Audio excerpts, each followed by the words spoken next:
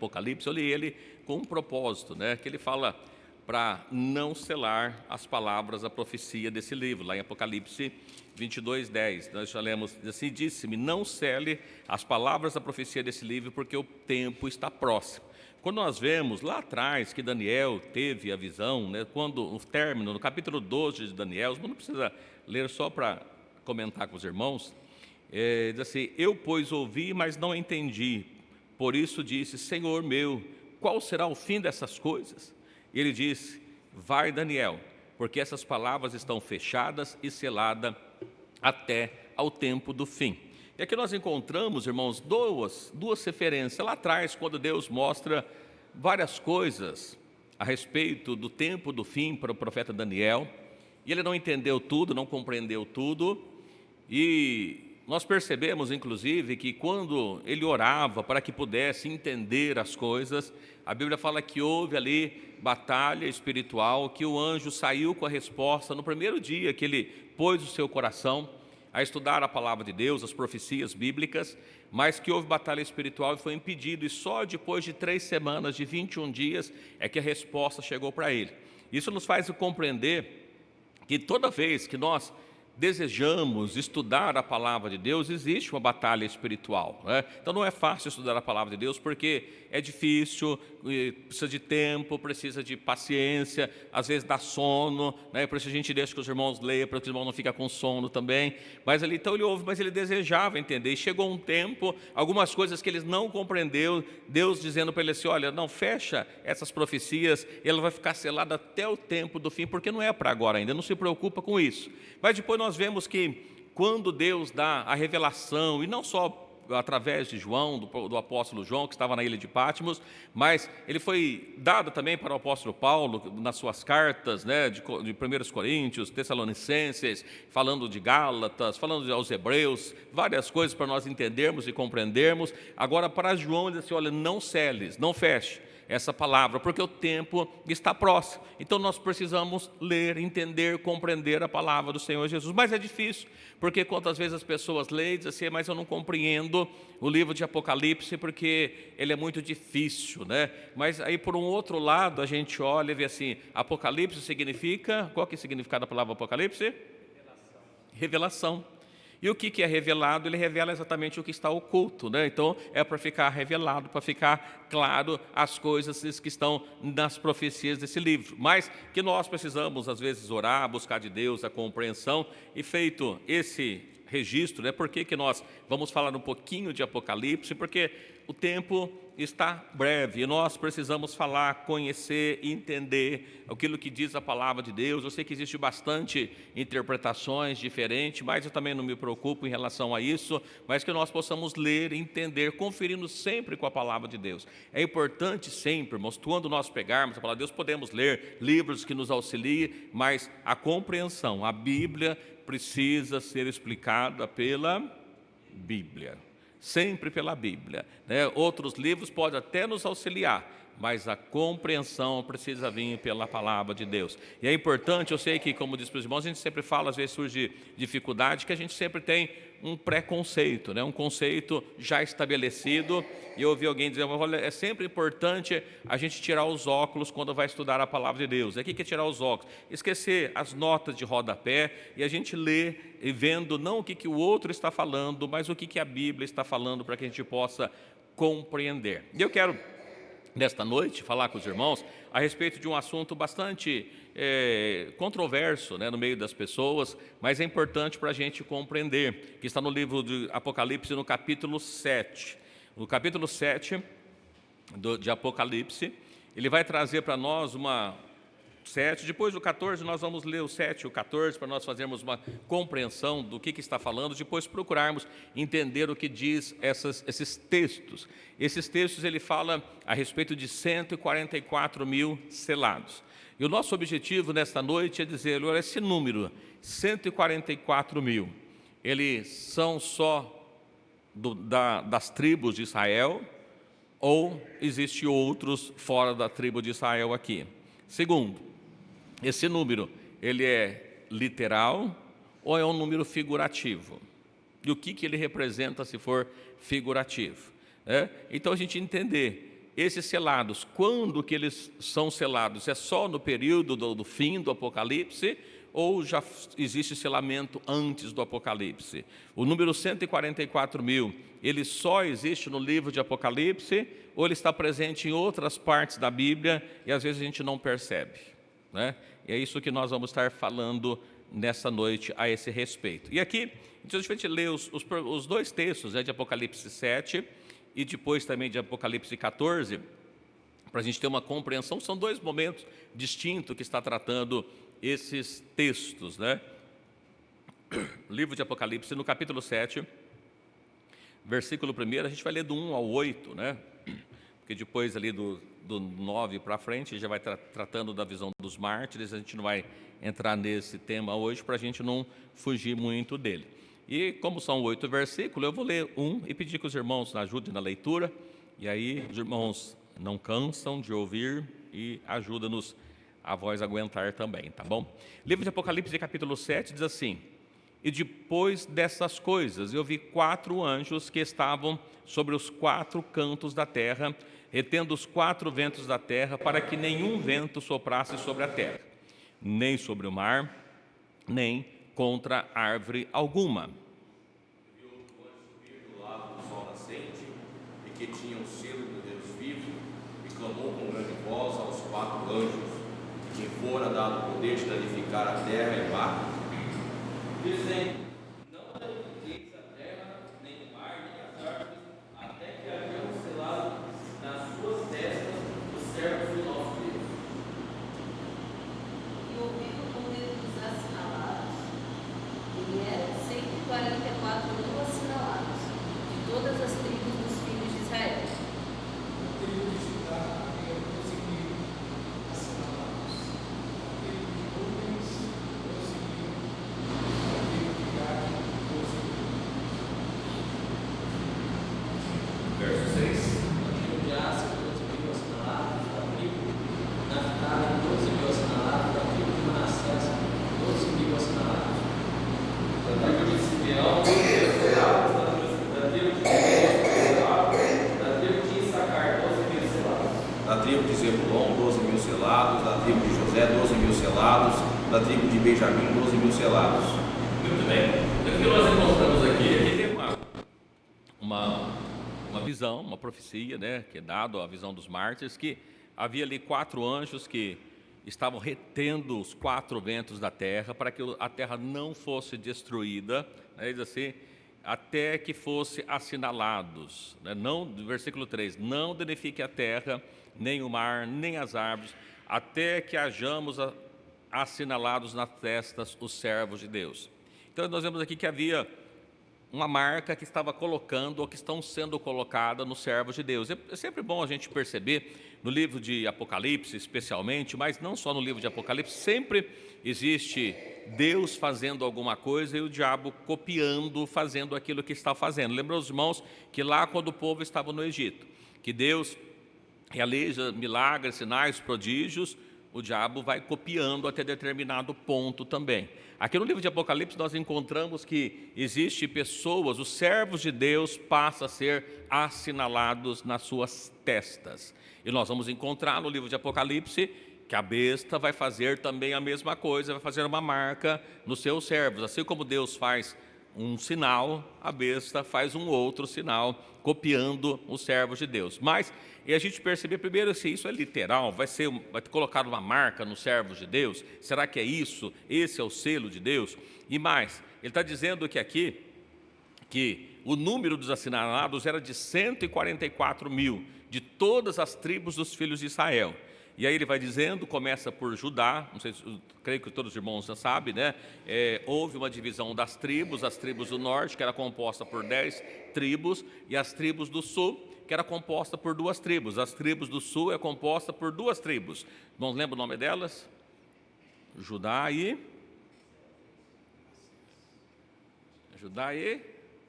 Benjamim, as 2 tribos do sul.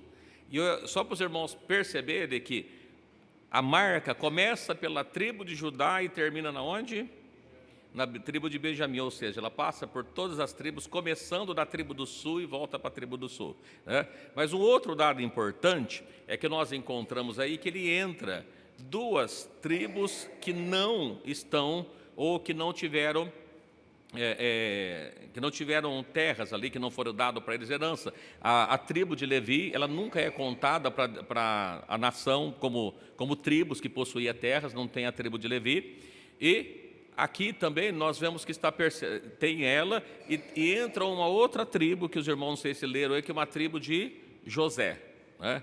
Não tem uma tribo de José quando foi feita a distribuição, porque não foi dado para José, e sim para os seus dois filhos, que é Efraim e Manassés. Entretanto, aqui nós percebemos que existe a tribo de Manassés e a tribo de José, que são a mesma tribo, na verdade. Então, um ponto para a gente observar. Segundo ponto, estão faltando aí duas tribos então, porque se entrou a tribo de Levi e entrou a tribo de Efraim, precisa sair duas tribos para que possa compor esse número, né? E aí, quais tribos estão faltando aqui então?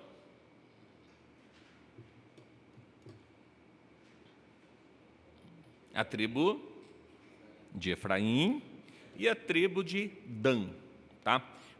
Porque a gente vai falar daqui a pouquinho por que estão falando, mas só para os irmãos verem que, primeiro, é uma leitura que nós vemos aqui de figuras, né? Então, para a gente perceber que está já uma leitura figurada, não está exatamente falando de todas as tribos físicas de Israel, até porque as tribos de Israel que foram dispersas, né, acabaram, não sobrou mais, e ali nós vemos que a tribo de José, que ela é composta por Efraim e Manassés, né, elas fazem parte da mesma tribo. Mas a gente vai falar disso daqui a pouquinho, só para os irmãos pensarem um pouquinho.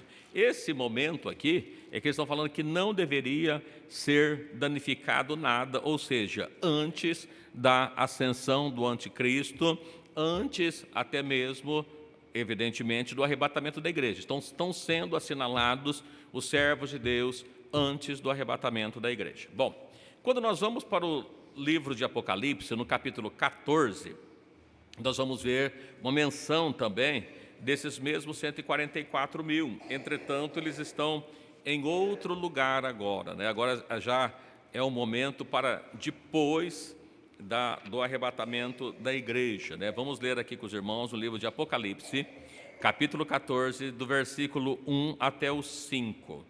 Quem são esses 144 mil? Nós vamos ler do 1 ao 5. E olhei, e eis que estava o cordeiro sobre o monte Sião, e com ele 144 mil, que em suas testas tinham escrito o nome de seu pai. Ouviu uma voz do céu, uma voz de muitas águas, com a voz do cordeiro cantando, e ouviu uma voz de arpistas que tocavam as suas armas. E cantavam um cântico novo diante do trono e diante dos 4 animais e dos anciãos, e ninguém podia aprender aquele cântico, senão os 144 mil que foram comprados da terra. Compaginados com eles, porque são muitos. Estes são os que seguem o cordeiro para onde quer que vá. Estes são os que dentre os homens foram comprados como primícias para Deus e para o cordeiro.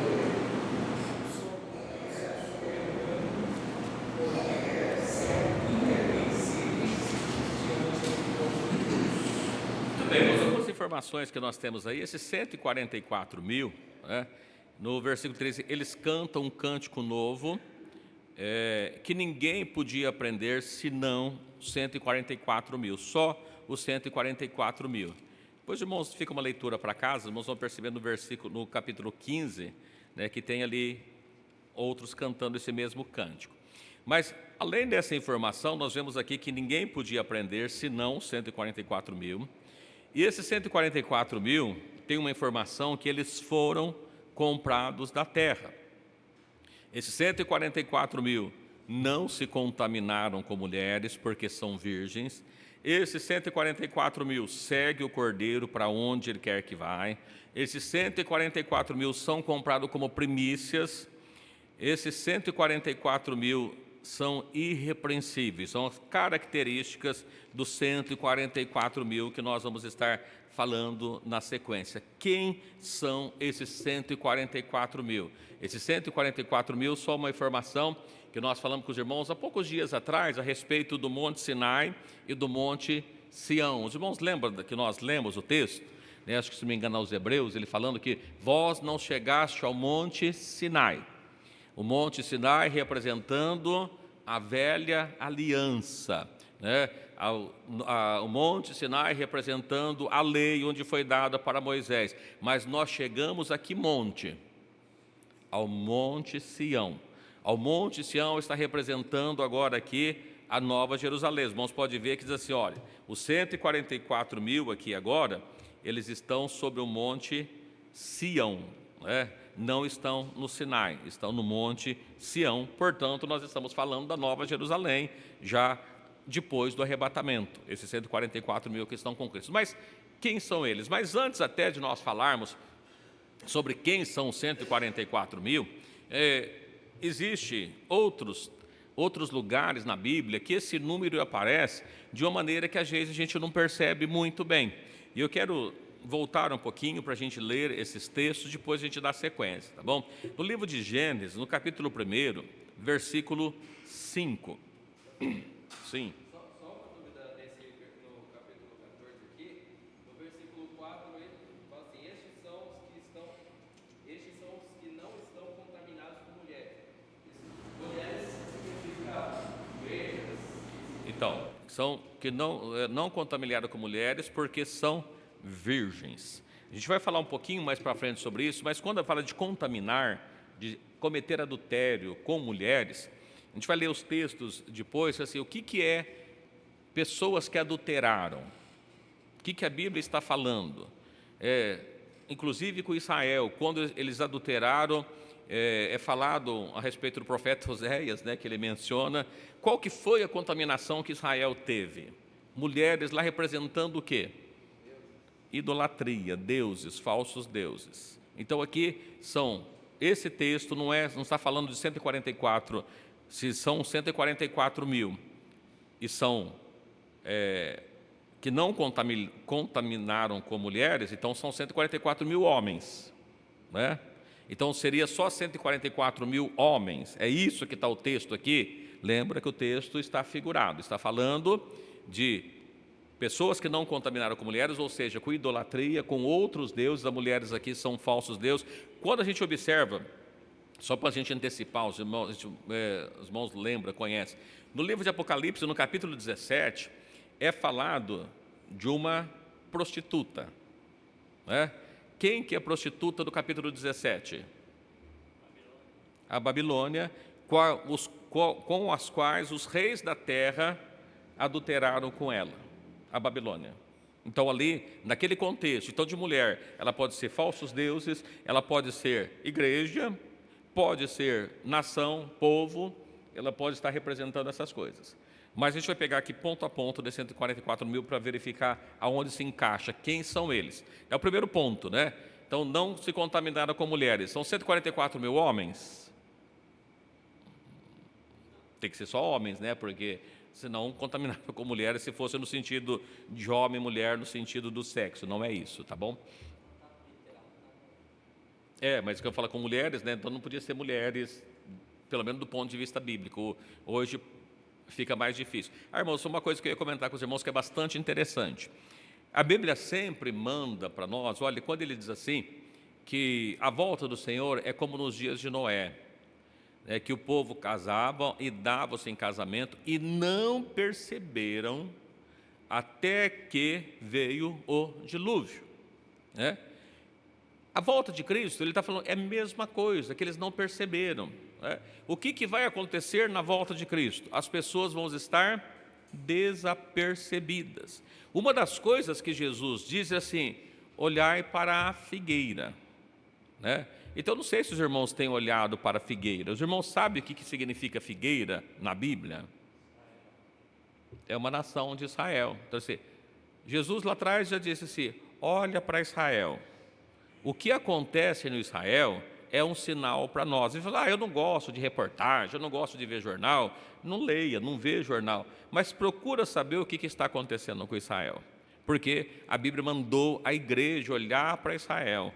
Uma das coisas que nós, como igreja, precisamos é ver sinais que Cristo deixou. Quando a gente olha, é que eu vou lembrando aqui só para não esquecer, né? Quando a gente olha para o livro de Mateus, capítulo 24, perguntaram para Jesus, quando Jesus falou, olha, mostraram para ele a estrutura do templo, disse, não vai ficar aqui pedra sobre pedra que não seja derribada. E eles assim, depois seus discípulos perguntaram para ele em particular, Senhor, quando que será isso? Isso o quê? A destruição do templo, né? E os sinais da tua vinda e do fim do mundo. E aí Jesus começa a falar a destruição do templo, sinais da vinda, sinais do fim do mundo. Então, todos aqueles sinais que eles deixou, é para a gente olhar para ele para ver o que está acontecendo. Então, por isso que a Bíblia diz assim, errais não conhecendo as Escrituras e nem o poder de Deus. Eu preciso conhecer o que ele mandou eu olhar. Eu costumo dizer para os irmãos, né, que uma placa de sinalização, ele precisa estar antes ou depois daquilo que ela está sinalizando? Antes. Né? O senhor imagina que você está descendo uma rua e não está dizendo que é você parar e você pensa que a preferência é sua, chega lá, você bate, mas do outro lado da rua tem a placa de pare. Não vai adiantar nada, já passou. Né? Então, quando tem uma placa de sinalização, o sinal está antes. Quando nós vamos atravessar uma rua, tem o semáforo, um sinal luminoso, ele está mostrando para nós antes de nós atravessarmos a rua, depois não adianta mais. Então, os sinais da vinda de Jesus, ele está mostrando coisas antes da vinda de Jesus. Então, é isso que a gente precisa olhar. E é lógico que perguntar a respeito do fim do mundo, Jesus também informa ali. Mas, dando sequência, então o número 144, ele já está presente na Bíblia, de forma que nós às vezes não percebemos. Vamos ver um texto que nós falamos lá, Gênesis capítulo 1, versículo 5.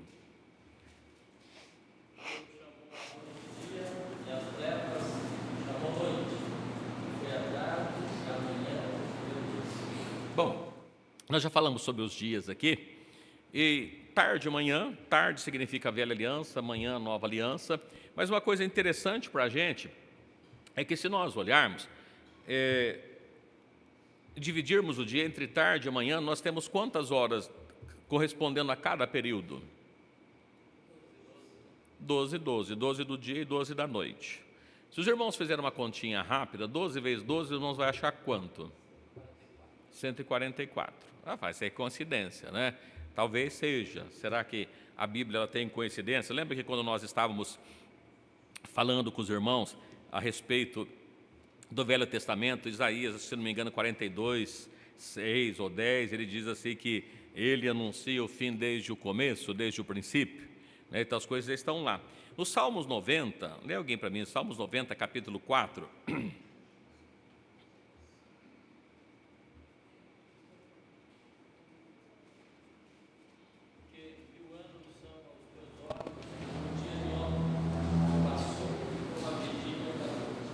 E ainda segundo Pedro 3:8. O Salmo 90 diz assim, porque 1000 anos são os teus olhos como o dia de ontem, ou seja, para Deus, 1000 anos é como um dia. E aí Pedro escreve com base também no que o salmista diz, segundo Pedro capítulo 3, verso 8.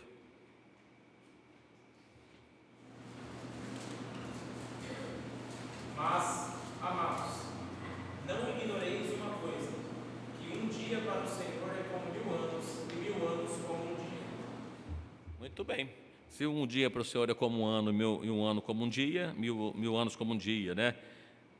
Um dia como 1000 anos e 1000 anos como um dia. Nós pegamos um dia, nós encontramos esse número de 144 horas. Nós vamos pegar, eles são por 1000, nós encontramos então 144.000, né? É o número que a gente tem aqui, embora não esteja escrito. Ainda no livro de Êxodo, capítulo 20, verso 11, vamos lembrando que sempre na Bíblia nunca existe coincidência, tá?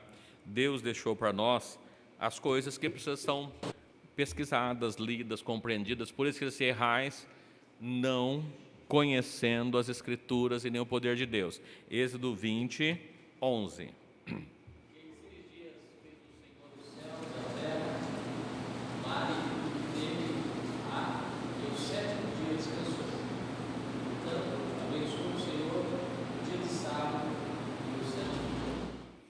pegar, Deus deu para nós 6 dias de trabalho e um dia de descanso. O escrito é dado, olha, o 7º dia ele terminou a sua obra e descansou. Quanto tempo de trabalho ele deu para nós? 6 dias. Se nós pegarmos esses 6 dias, eu estou falando de número simbólico, por isso que o 144 mil é simbólico, 6 dias, quantas horas tem no dia? 24. 24 vezes 6. 144 também. E considerando que cada dia vale 1.000, nós temos 144 mil. O que significa 144 mil?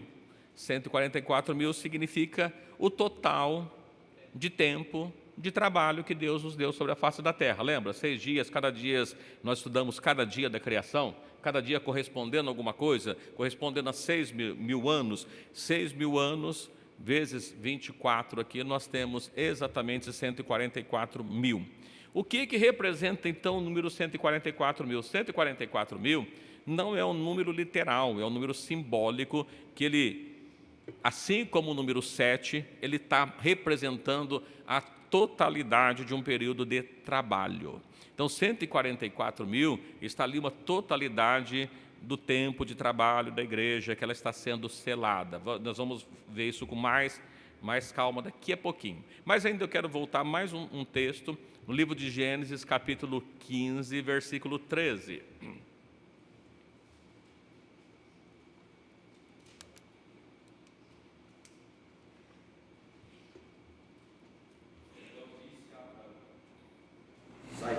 Saibas de certo que peregrinas será a tua descendência em terra alheia, será reduzida à escravidão, e será afligida por 400 anos.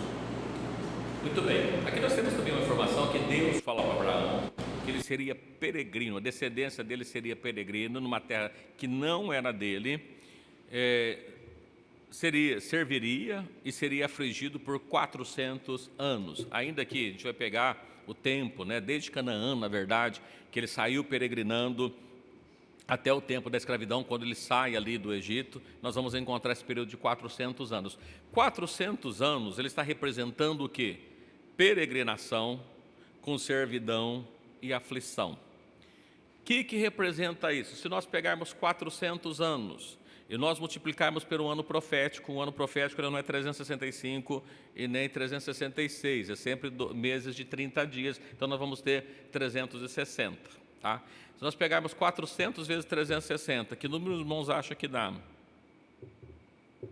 É muito grande o número, né? 36 vezes 4, né? Vamos cortar o zero, ficar mais fácil. 36 vezes 4. 36 vezes 2 dá 72, 72 mais 72 dá 144. A gente acrescenta o zero, vai dar os 144 mil. O que está mostrando? Nós temos um período de peregrinação na terra de 144 mil dias, no caso aqui, que ele está mostrando para nós.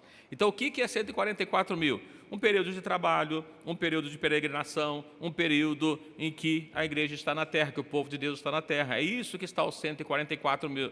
Quando a gente olha para Apocalipse, tem o número de 144 mil, 12 mil de cada tribo, não está se referindo exatamente às 12 tribos de Israel. Nós vamos até pegar depois de Dan e de Efraim, para os irmãos entenderem. De Efraim, os irmãos acredito que já entendam, né, que nós já falamos sobre ele.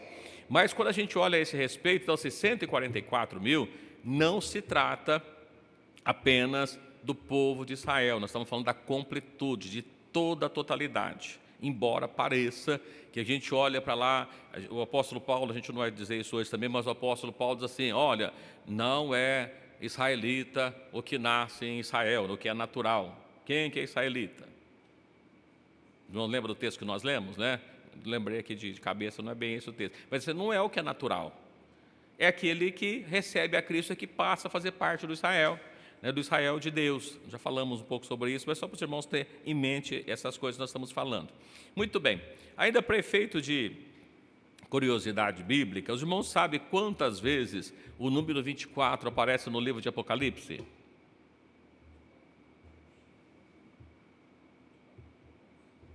Não? Tem alguma ideia? Aparece 6 vezes. Irmãos, pode contar depois. Meus irmãos chegam em casa, pega o livro de Apocalipse, leia todo ele e vai sinalizando onde está falando 24. Mas eu vou dizer para os irmãos onde está escrito. Os irmãos marca esse, depois pode procurar ver se eu não pulei nenhum, tá bom? Livro de Apocalipse, capítulo 4, versículo 4.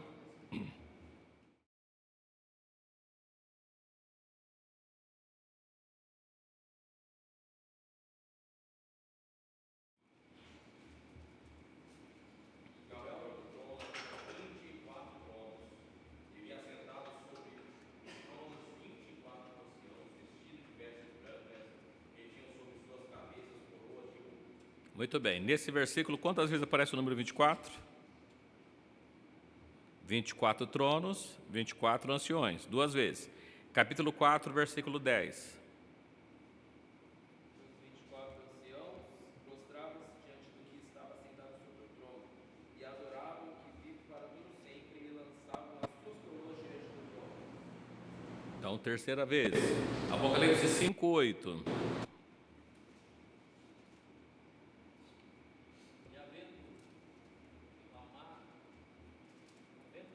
Tomado o livro, os 4 animais e os 24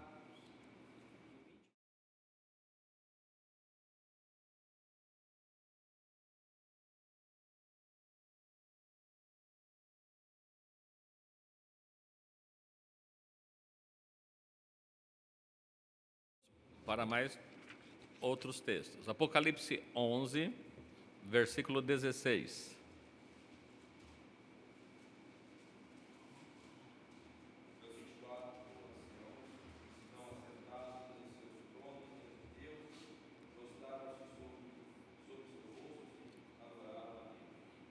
Portanto, quinta vez. Apocalipse 19, 4.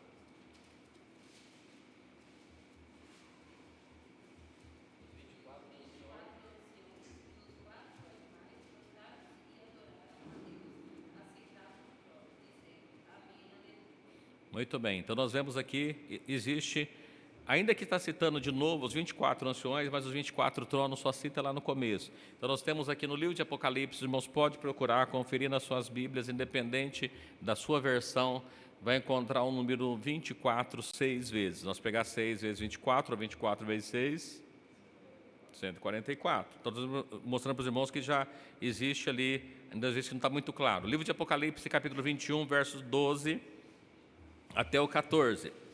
tinha um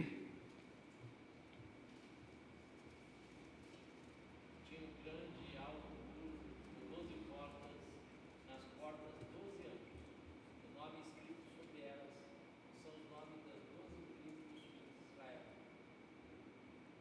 Do lado de levante tinha 3 portas, do lado do norte 3 portas, do lado do sul 3 portas, do lado do poente 3 portas.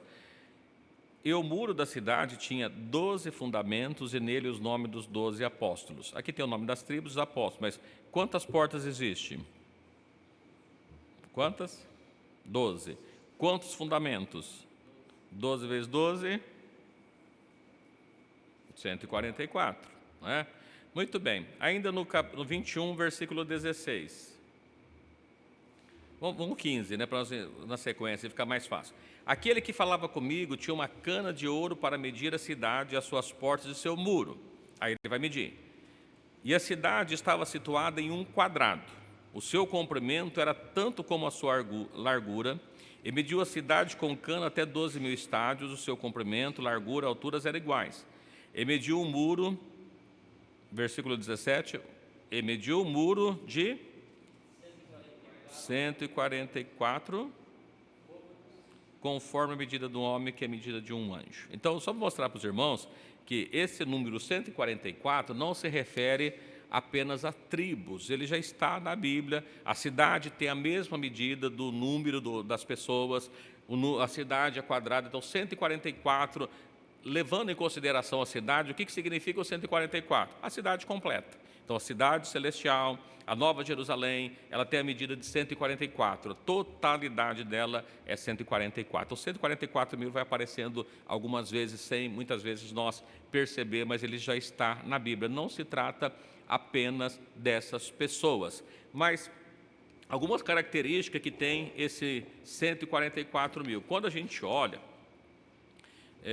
no versículo, né, no Apocalipse 14, que nós lemos, ele fala que, é o 14 ou 7, que ele estava ligado, eu olhei, que estava com ele, 144.000, tinha escrito o nome dele, o nome do Pai, tem o nome nas suas testas, ou seja, os 144.000 tem o nome de Deus na sua testa. Aí fica uma pergunta para os irmãos, a gente vai ler os textos, tá? Mas nós que estamos aqui, será que nós temos o nome de Deus nas nossas testas? Os irmãos estão na dúvida ali, será que tem, né? Será que alguém já foi selado alguma vez? Recebeu o selo na sua testa? Vamos ver? Para que serve o selo? Primeiro que a gente, quando olha no livro do Êxodo, quando o povo sai do Egito, os irmãos lembram que havia uma marca ali que foi dada para a nação de Israel?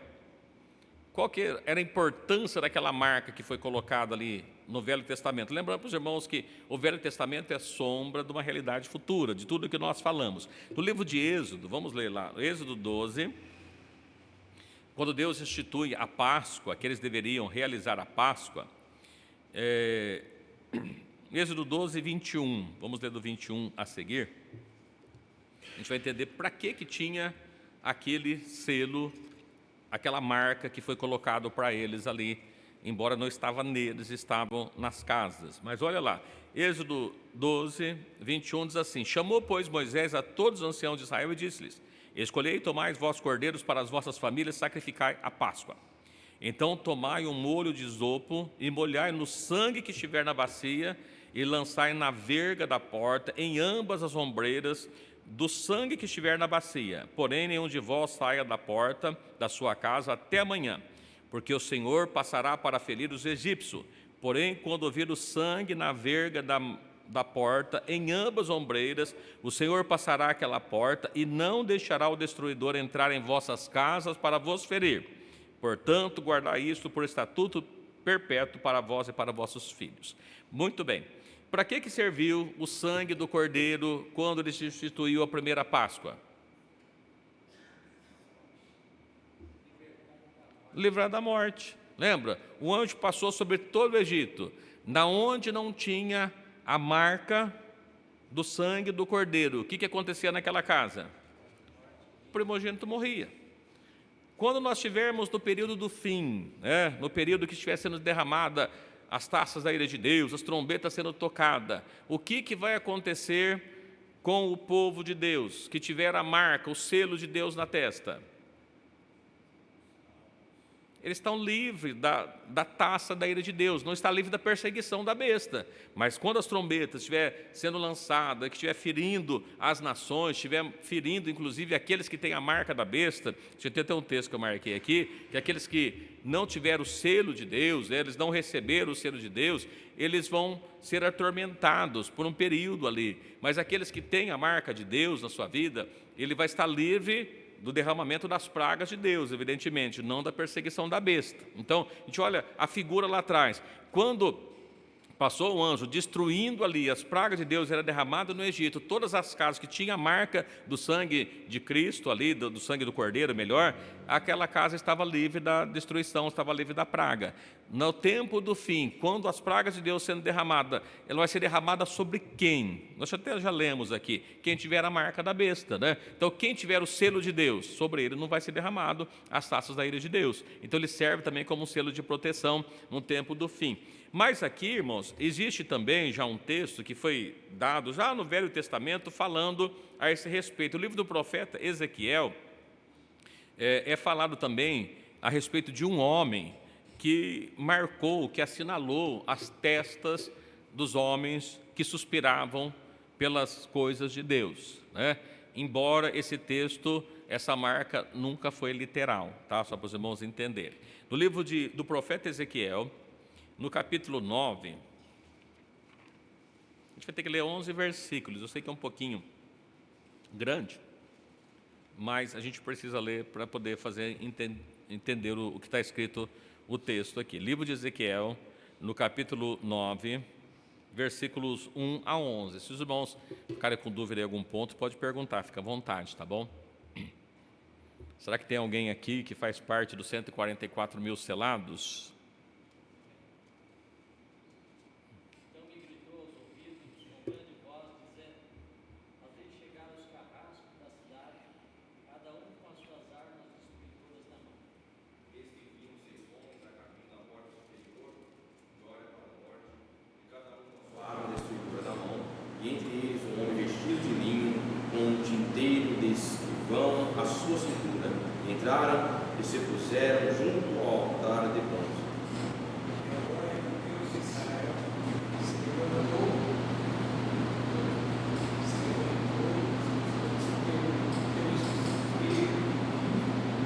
sobre o qual estava a terra da terra. Tomou o homem vestido de linho que tinha tinteiro e escrivão à sua cintura. Disse o Senhor: passai pelo meio da cidade, pelo meio de Jerusalém, e marca como sinal a testas dos homens que suspiraram e gemeram por causa de todas as abominações que se cometem pelo meio da terra. E aos outros disse ele, ouvindo eu, passai pela cidade após ele, e feri, não pouco o vosso olho, nem vos compadeçais. Matai velhos, jovens, virgens, meninos e mulheres, até exterminá-los. Mas a todo homem que tiver o sinal, não vos serei. E começai pelo meu santuário. E começaram pelos homens mais velhos que estavam diante da casa. E disse: contaminai a casa e enchei os atrios de mortos. E saíram e feriram na cidade. Eu, pois, cabendo nesse período, me correu sozinho. Caí sobre a minha face, também disse: ah, Senhor Jeová, dar-se acaso eu destrua todo o restante de Israel, derramando a indignação sobre Jerusalém? Verso 9.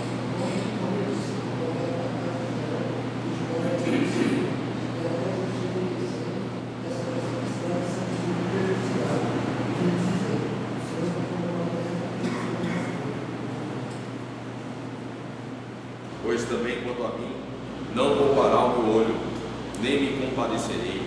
Sobre a cabeça deles farei recair o seu caminho. Esse homem que estava vestido de linho, assim que estava inteiro, como a resposta dizendo: fiz como Muito bem, nós vamos ao texto, né, meus irmãos? É um texto profético do profeta Ezequiel. A gente não vai ver que isso se cumpriu em algum lugar, mas que a gente olha para esse aqui, a gente percebe que algumas figuras que existem nessa profecia. Primeiro, quantos homens existia que estavam com suas armas destruidoras? 6. E entre os 6 havia um homem vestido de linho, que tinha um tinteiro de escrivão à sua cinta. Quando nós olhamos para essa figura, os irmãos, indo lá para Apocalipse, a gente vai encontrar algumas figuras importantes. Quem que está vestido de linho fino? Jesus. Quando nós olhamos entre esses aqui, nós percebemos que no total havia 7, que era 6 que estava com arma destruidora, e entre eles tinha um que estava com tinteiro, e esse um estava com a sua veste de linho. Este que estava com a veste de linho é que saiu fazendo a marca sobre os homens. E que homens que eles fizeram as marcas? Assim, foi feita a marca nos homens que suspiram e gemem por causa das abominações que se cometem no meio de Jerusalém. Os homens que estavam ali suspirando, os homens que não estavam concordando, os homens que estavam olhando com espanto todas aquelas maldades, todos aqueles pecados que estavam cometendo sobre Jerusalém. Sobre esses homens, diz aqui que começando pelo santuário, foi assinalado sobre as testas desses homens. E dizendo assim que todos aqueles homens que não tivessem a marca do selo seriam mortos. E ainda ele diz assim, olha, mas não vai sobrar ninguém de Jerusalém na indagação que ele faz. Ele disse, olha, então me disse, a maldade da casa de Israel e de Judá é grandíssima, né? E a terra encheu de sangue e perversidades. Eles deixaram o Senhor não vê. Então, quando a gente olha para essas figuras aqui, né, e aqui a gente vê lá no final, esse homem que estava vestido de linho, fiz como mandaste, já foi selado todas aquelas pessoas que gemiam, aquelas pessoas que não estavam concordando com as abominações que haviam ali, e aqui juntando voltamente a toda a casa de Israel. Né? Então a gente olha para essa figura aqui e a gente observa o seguinte: o que vai estar acontecendo na época do fim, na época do Apocalipse? Não é a mesma coisa? Quem que está selado? Quem está diferente é quem não concorda com a maldade, quem não concorda com o pecado, com aqueles que purificaram, está vendo inconformado as coisas que estão acontecendo naqueles dias. E a gente olha para cá hoje, irmãos, a igreja da mesma forma. Quem que faz parte da igreja de Deus? Não é aquelas pessoas que estão dentro do templo.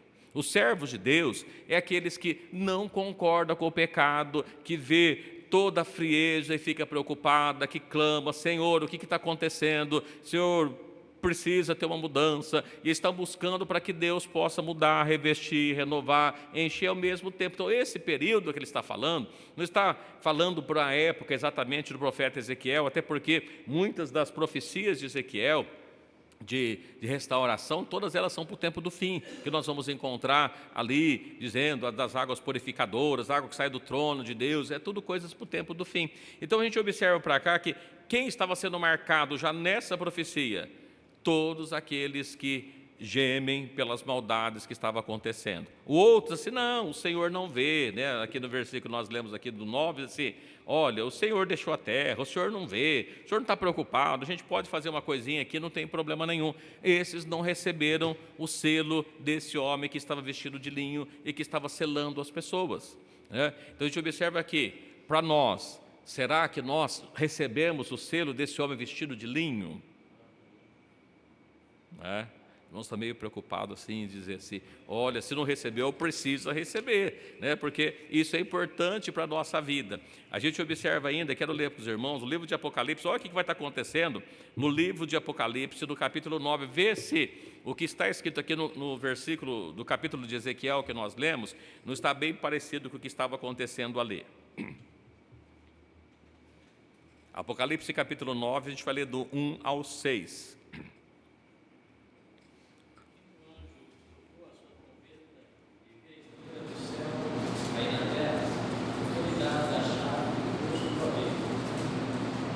E abriu o poço do abismo, e subiu fumaça do poço, como a fumaça de uma grande fornalha, como a fumaça do poço, escureceu-se o sol e o ar.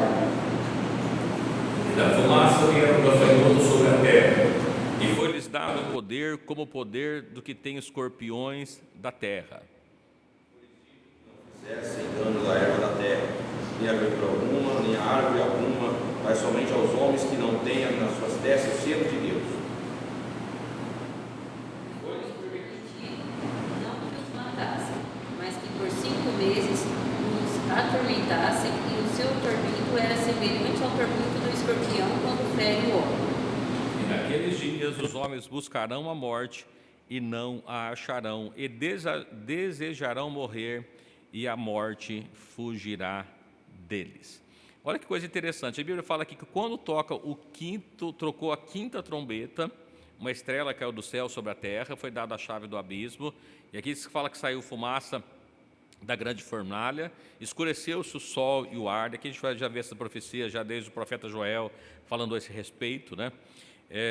Mateus 24 também ele menciona, ele diz assim, que da fumaça vieram gafanhotos sobre a terra, e foi dado poder, como o poder dos que têm escorpiões da terra. Eu não sei se alguém já foi picado por escorpião, alguém já foi?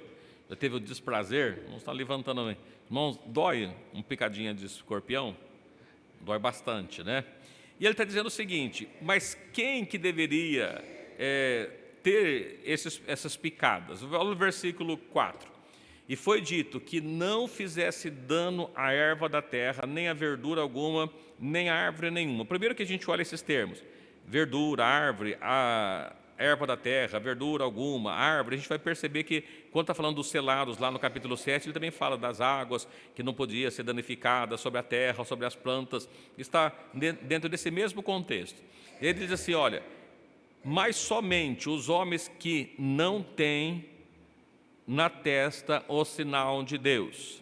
Quem que deveria passar pelos flagelos lá de Ezequiel.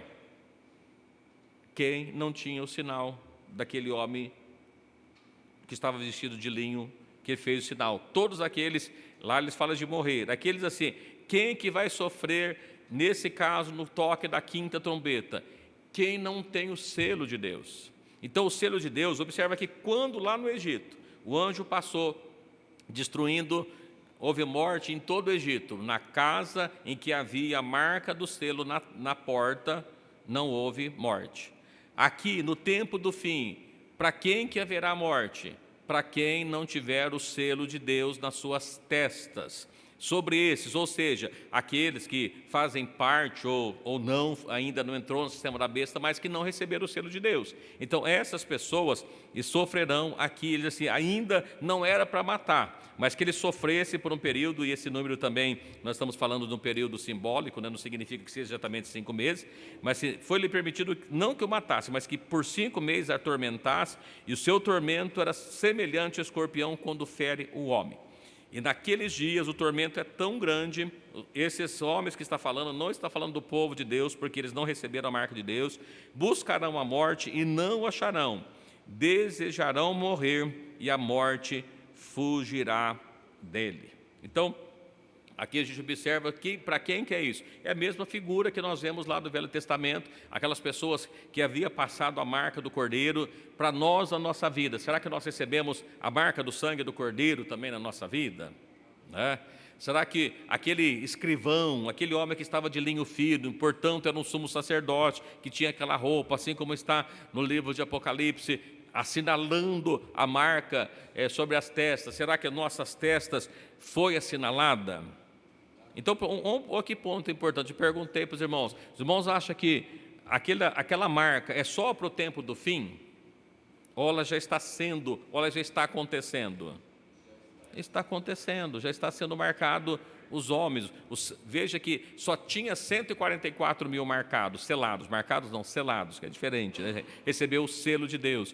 E fica a pergunta para nós que estamos aqui também, já recebemos o selo de Deus na nossa vida? Então, será que nós fazemos parte dos 144? Ainda talvez não ficou muito claro, mas vamos ver, avançar mais um pouquinho. Bom, para nós também, para a salvação, o que a gente precisa? De ter o selo. Mas vamos ver o que é esse selo. Ainda no livro de 2 Coríntios, capítulo 2, 2 Coríntios, capítulo 1, desculpa. 2 Coríntios, capítulo 1, versículos 21 e 22. Lembrando os irmãos que a carta escrita para a igreja de Corinto, Corinto era uma igreja gentílica ou de Israel, gentílica. Corinto era uma carta, uma cidade que ficava na Ásia Menor, lembra lá? Estava para aquela região ali, uma cidade portuária, longe de Israel. 2 Coríntios, capítulo 1, 2 Coríntios 1, 21 e 22. Mas o que nos confirma convosco em Cristo e o que nos ungiu é Deus, o qual também nos selou e deu o penhor do Espírito em nossos corações. Opa, peraí, está vendo? Olha, o que nos confirma é Cristo que nos ungiu, já fomos ungidos. Cristo também nos selou, então fomos selados, e deu o penhor do Espírito em nossos corações. Os irmãos sabem o que significa a palavra penhor? É uma garantia que é dada para alguma coisa, recebeu o penhor em garantia. Olha, então Cristo, Ele nos selou e deu o penhor. Então Ele está garantindo, né, o penhor do Espírito em nossos corações. O Espírito dele é que nos está garantindo isso. Então nós somos selados com o quê? Com o Espírito dele. Então, veja que o selo, que embora estava falando lá que receberam o texto, estava assinalado nas suas testas, né? Recebeu o texto, o selo na sua testa, Paulo está dizendo aqui para a igreja, Paulo não está dizendo para os judeus, Paulo não está dizendo para o povo de Israel, Paulo está dizendo para a igreja. Assim, ele também nos selou e deu o penhor do Espírito, nós somos garantidos pelo Espírito que está nos nossos corações. Então, quem tem o Espírito de Deus no seu coração, na sua vida, ele recebeu o selo, já está com o selo de Deus. Os 144 mil estava selado. A igreja tem o selo de Deus. Olha ainda Efésios capítulo 1, Efésios 1, 12, 13 e 14.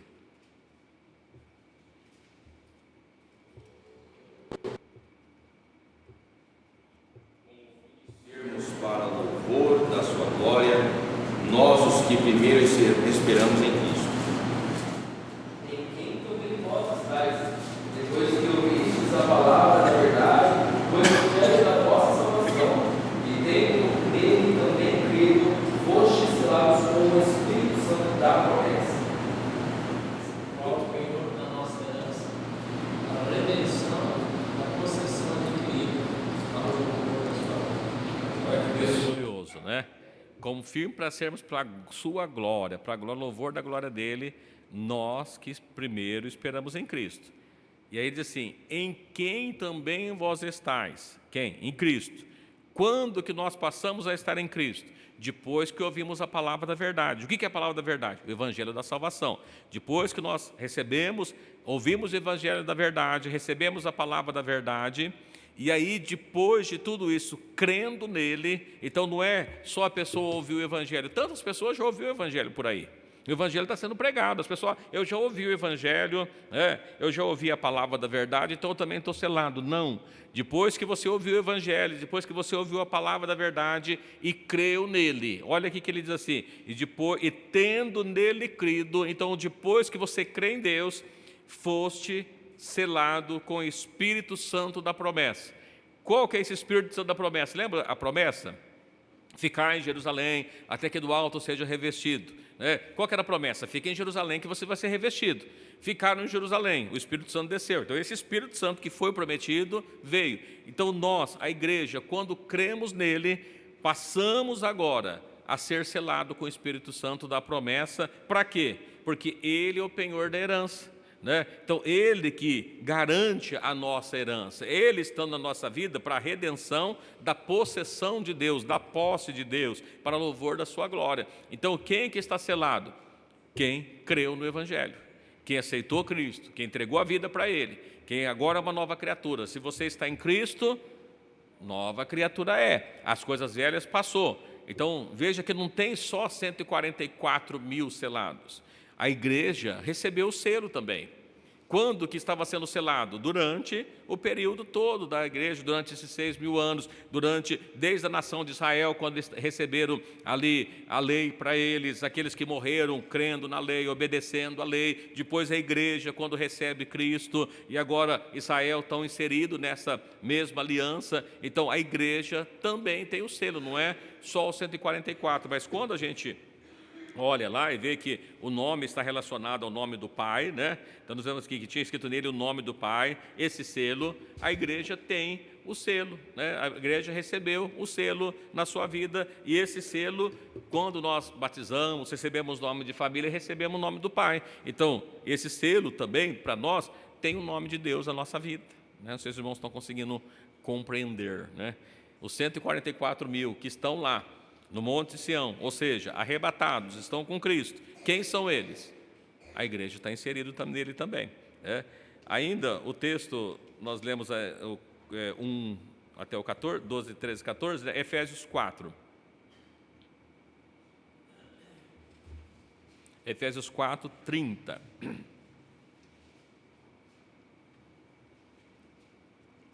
entristezais o Espírito Santo de Deus, no qual estáis selados para o dia da redenção.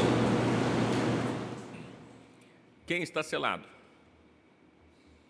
A igreja. Não entristeçais. Efésios, a igreja de Éfeso, inclusive, é a primeira carta, escrita lá no livro de Apocalipse, a igreja de Éfeso, Então, assim, não entristeçais o Espírito de Deus, no qual estáis selados. Fomos selados com o quê? O Espírito Santo. O Espírito que está na nossa vida, quem que é? O Espírito Santo. Então você foi selado com o Espírito Santo? Aquele homem com o tinteiro passando a marca na testa é o selo de Deus, o Espírito Santo, quando recebe Cristo na vida. Então, não está falando só de 144 para um período da grande tribulação, a igreja vem passando por isso, vem passando por esse momento, Para que foi selado? para o dia da redenção. O que é o dia da redenção? O dia do arrebatamento da igreja. Então, todos aqueles que estão selados participarão do arrebatamento. Por isso que aqueles 144 mil que estão no Monte Sião, a igreja está ali porque ela foi selada com o Espírito Santo para esse dia, para esse momento, para esse evento que há de acontecer. Né? Então, que coisa gloriosa. E ainda Paulo escreve a sua segunda carta a Timóteo, no capítulo 2, 2 Timóteo, capítulo 2, verso 19, é bastante interessante, irmãos, porque por que a besta vai colocar uma marca nas pessoas? Para saber quem é dele. Quem receber a marca da besta é dele.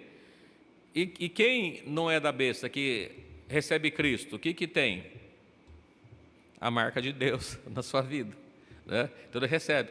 A diferença é que não é uma marca física, é uma marca espiritual. Fomos selados com o Espírito não se vê. Né? Então não tem uma marca física.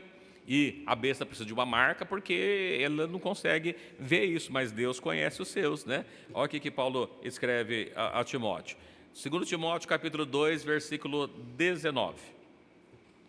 Todavia, o fundamento de Deus fica firme, tendo este selo.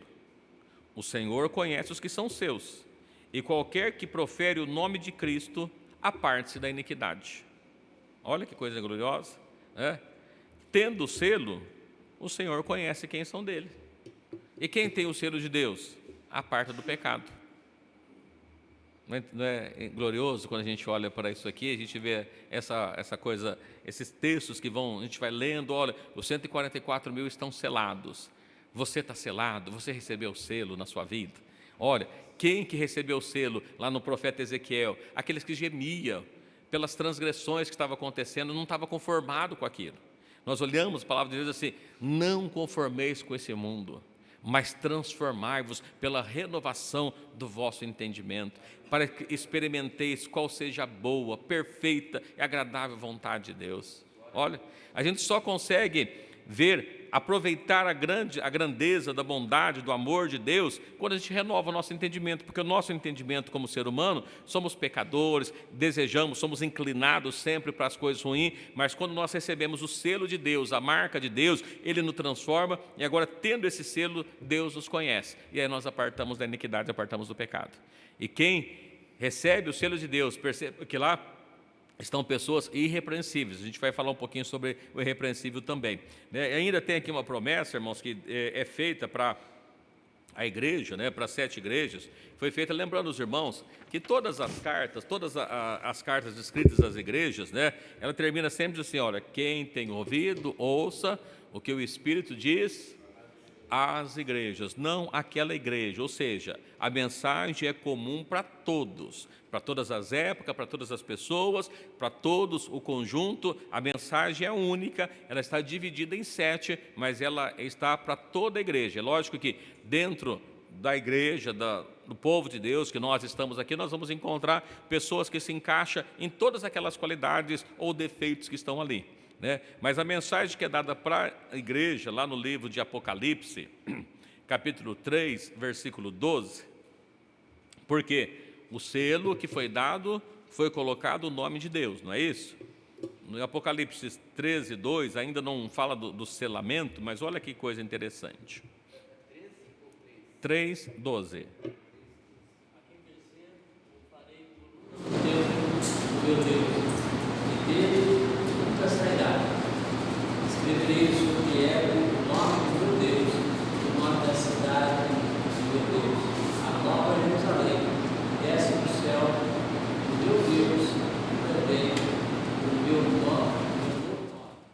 É uma coisa bastante interessante, porque quando nós lemos o livro de Apocalipse 14, a gente vai encontrar aqui que estão lá 144 mil que estavam no Monte Sião com o Cordeiro, né? E todos eles tinham o nome de Deus. Aqui ele está dizendo, veja que ele não está dizendo assim, ao povo de Israel que vencer. Ele está dizendo a quem vencer. Está para todos, está para a igreja, está para todos os salvos, todos aqueles que vencer, até porque, voltando, relembrando os irmãos, a mensagem distribuída é dada para 7 igrejas, são 7 igrejas que estão na Ásia Menor, não é do povo de Israel, né? Está fora ali da nação de Israel, e ele está dizendo para a igreja, diz assim: a quem vencer, farei coluna no templo do meu Deus, e dele nunca sairá, e mais do que isso, escreverei sobre ele o nome do meu Deus. Então, sobre aquele que vencer, vai estar escrito nas suas testas o nome de Deus, né? Vocês irmãos conseguem ler? Os 144.000 tinha selado o nome de Deus. Agora aqui está dizendo assim: todo aquele que vencer vai ter o nome de Deus. Então, todos aqueles que estão no monte Sião, 144, todos eles, além do aspecto da Nova Jerusalém, a esposa do Cordeiro, né, toda a igreja que faz parte aqui, está incluído. Todos os salvos têm o nome de Deus. Às vezes a pessoa diz assim: não, a igreja é arrebatada antes, aí o povo de Israel passa pela grande tribulação, aí depois, aqueles 144.000 que vão ser salvos, é só da tribo de Israel. No arrebatamento estão todos. Quem vencer, todos que vencer, têm o nome de Deus. Todos. Ninguém que não tem o nome de Deus vai vencer. É interessante isso, né? Olha, quem vai estar lá? Todo aquele que tem o nome de Deus, e ele vai vencer. E aí, para a gente terminar, que as horas se avançam por hoje, né? Apocalipse 22, versos 3 e 4.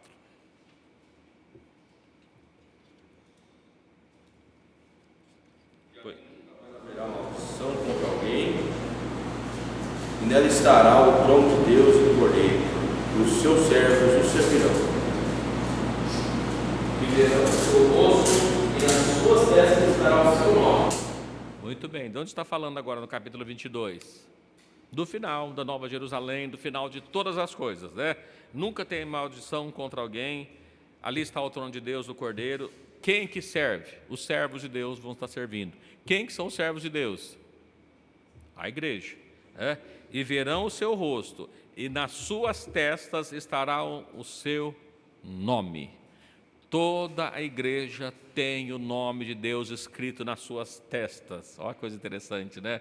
Você pode olhar para o outro e falar assim: olha, vê o nome aí. Você não vê, mas Deus conhece o que é dele. E ele está vendo o nome escrito ali na sua testa. Então, o período que foi assinalado é o período da igreja, os 6.000 anos, 144.000 dias, os 144 períodos todos que nós estamos, horas ali que ele está citando, o período todo de trabalho é que está sendo assinalado os servos de Deus. Não é salvo apenas nós, ou salvo só o povo de Israel, é todos aqueles que recebem a Cristo, né? Todos que receberam, que já partiram com Cristo na sua fé, e aqueles que ainda hão de receber, faz parte dos 144.000. Então, espero, né, as horas se passam, a gente não vai prosseguir mais hoje, tem mais algumas coisas para a gente falar a esse respeito, característica dos que está ali, mas eu não sei se deu para os irmãos entender, né, e ficar aqui. Primeiro, 144.000 não é literal, é um número figurado, né, para a gente entender que não é isso. 144.000, a gente vai pegar mais aspectos, não é só a nação de Israel. 144.000 está falando da completude, do total do povo de Deus. Então, se alguém tem dúvida se está escrito na sua testa o nome do seu Deus, pode dizer assim: olha, eu tenho o nome de Deus escrito na minha vida, se você é dele, né? Você recebeu a ele, então você tem o nome dele escrito na sua testa, você não consegue ler, o outro não consegue ler, mas ele conhece os que é dele. Amém? Então, a gente vai até aqui hoje, não vai alongar devido ao tempo, né? A gente segue a partir daqui, não na próxima quinta, que já vai ser a primeira semana, né? Mas depois, futuramente, a gente chega a partir daí. Não esqueçam o que nós lemos até hoje, tá, irmãos? Que irmãos, a sequência daqui para frente. Que Deus abençoe a cada um dos irmãos. Lembrando os irmãos que amanhã, sexta-feira, haverá evangelização ali no Ribeirão Verde, né? Todos convidados para que possam estar participando. O ponto de encontro ficou no Mialik, na escola em frente ao Mialik, lá os irmãos que puderem estar indo ali participar da evangelização, estão todos convidados, tá bom? Que Deus abençoe a todos os irmãos, e no outro domingo do Dia dos Pais, né, haverá uma palestra aqui no templo às 9 horas da manhã, convidando os irmãos para que pudessem estar participando, quererem, né? Para que possam estar juntos aqui também. Desde já agradecemos a cada um que está conosco no templo, pelas redes sociais, e que Deus abençoe a todos. Convido, né, o pastor Oswaldo para fazer a oração final, dar a bênção final, e que Deus abençoe a vida de cada um.